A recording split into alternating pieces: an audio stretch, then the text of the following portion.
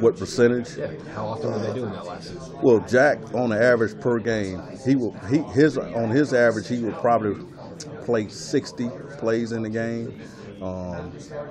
Give or take 30 to 40, run plays there. On the average per game, he was averaging right around 8 per game. So per play? No, excuse me. 8 yards? No, eight times. 8 times per game. Yeah, he would be 2 yards. Now that was on the line of scrimmage, and then also if you're out on the perimeter blocking outside, where if you're blocking an outside backer or a safety that rolls down, you're engaging and you're driving him 2 yards down the field.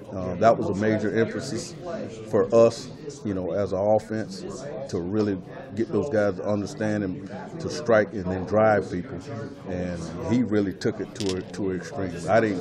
On the average, you expect guys to maybe do four times, because it's got to be a situation where you get a guy lined up and the actual play is designed for you to actually drive somebody.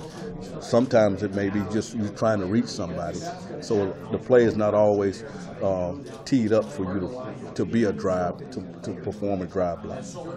What happens when the whole group is doing that? How can that impact the offense? Exactly right. And there's where Coach Walters or Coach Frost, when he comes in there and maybe leads a unit meeting, and those type clips there are basically momentum type clips when you see the surge of the offensive line just knocking people back off the football.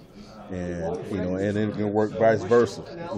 If you see a team on the offensive side that's knocking our defensive team back, that may be one of the things he may lead off a team meeting with, off defensively, up front, fellas. We can't get knocked back off the football. Like we said earlier, everything starts up front.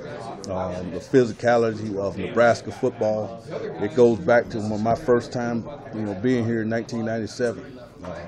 One of the things that I noticed, coaching in that game, when UCF came up here to play Nebraska, how physical those guys were up front and then really across the football. Offense, defense, the receivers were very physical. They were knocking people back. Same thing on the defensive side. When they were tackling people, they were running through people. And that's the old Nebraska football, and that's one of the things that Coach Frost and the rest of the staff want to get back to. We want to be physical and dominant in everything that we're doing. How close are the tight ends to being able to help the group do that? They're not there. Jack, obviously, physically is there. One of Austin Allen's and Kurt Raftall's goals was to get stronger and then show on the field when we put the pads on that they can push Jack. Push Jack. Right now Jack's the guy. He's the one guy in this room that we know that's going to strike and drive people 2 yards on a given play. So Katir Legron, when we watched some of his reps, there were some the very few reps that he did get. He was actually driving some people. He's got a natural knack for it. And I showed Austin Allen and Kurt Raffadal.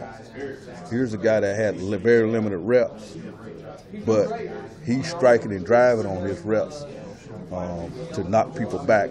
I mean, there was one clip where he took a guy, watching at least 15 yards downfield.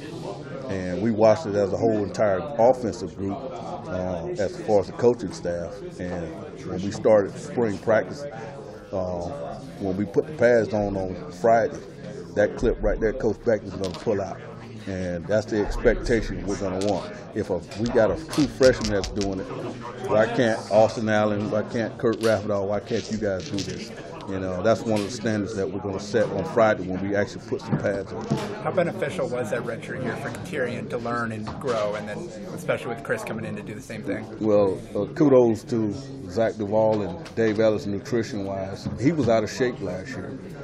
So, he's physically and mentally wasn't ready. The mental aspect of things, he is caught up now because one of the things Jack Stoll has taken him under his wings and met with him and had him on the board, a lot of times in January where we were on the road recruiting. So Jack has done a tremendous job of getting him up to speed as far as understanding the overall scheme of things. And then I don't know what his body weight was prior to but I get now, if you look at him now, he looks so much leaner. And from day one practice, just watching him move around, we've been very impressed as offense, defense, and special teams, what he's done for us, at least in one day.